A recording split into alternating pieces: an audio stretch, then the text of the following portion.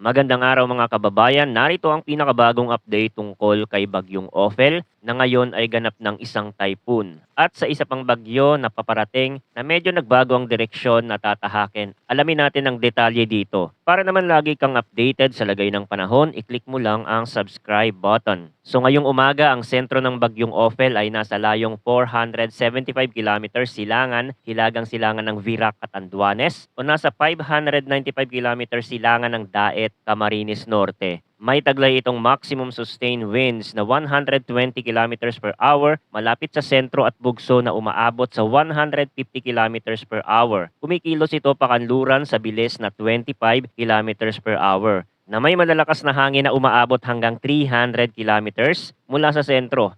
Inaasahang kikilos ang Bagyong Ophel patungong Kanluran, Hilagang Kanluran, diretso sa silangang baybayin ng Cagayan o Isabela at posibleng maglandfall bukas ng hapon o gabi, November 14, matapos tumama sa kalupaan. Tatawid ito patungo sa Luzon Strait at posibleng lumiko papuntang Hilaga habang bumabagal ang galaw nito sa weekend. May posibilidad ding magkaroon ng dalawang senaryo sa track ng bagyo.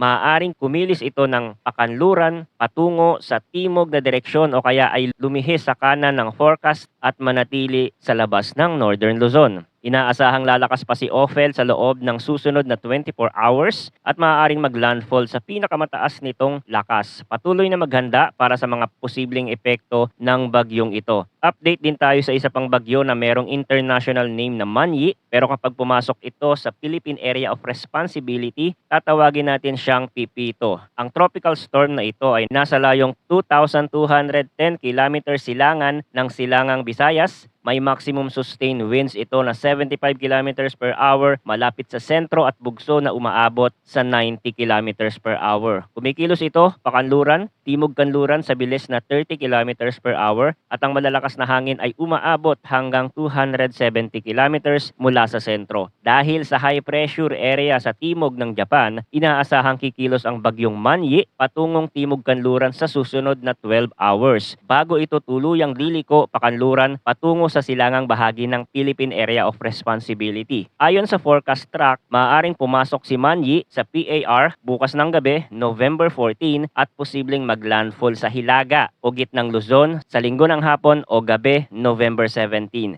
So yan yung nagbago sa galaw ng bagyo na to. Nung mga nakaraan kasi hindi dapat siya tatama sa kalupaan. Pero ngayon maghanda tayo kasi posible siyang tumama sa Northern Luzon or Central Luzon. Ayon sa Pag-asa, inaasahang lalakas pa si Manyi at magiging isang severe tropical storm ngayong araw at maaaring umabot sa typhoon category bukas ng hapon o gabi. Posible rin ang mabilis na intensification habang nasa Philippine Sea kaya't hindi rin isinasantabi ang posibilidad na maging super typhoon ito bago maglandfall. At sa patuloy na paglapit ni Bagyong Ophel, itinaas na ng Pag-asa ang signal number 1 sa Cagayan kasama ang Babuyan Island, Hilaga at gitnang bahagi ng Isabela, Apayao, silangang bahagi ng Kalinga, pinakasilangang bahagi ng Mountain Province at silangang bahagi ng Ifugao. Ang mga lugar na nasa ilalim ng signal number 1 ay maaaring makaranas ng malalakas na hangin sa loob ng susunod na 38 hours. Bagamat minimal ang banta, kinakailangan mag-ingat ang lahat. Ang mga lugar na nasa ilalim ng wind signal ay makakaranas ng mas malalakas na hangin lalo na sa mga baybayin at kabundukan. Inaasahang magdudulot ito ng minimal hanggang minor na epekto sa mga infrastruktura at ari-arian.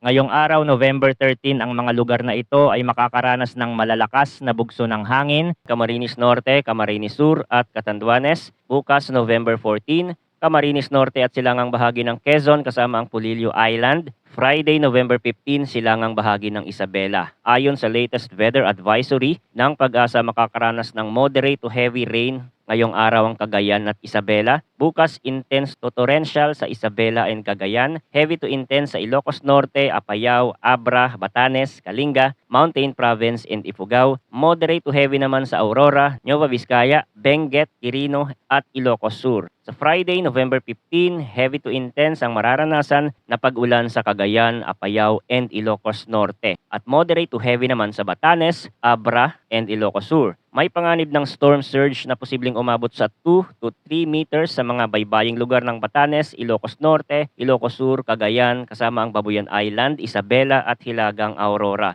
Pinapayuhan po ang lahat na patuloy na subaybayan ang mga susunod na update ukol sa bagyong ito.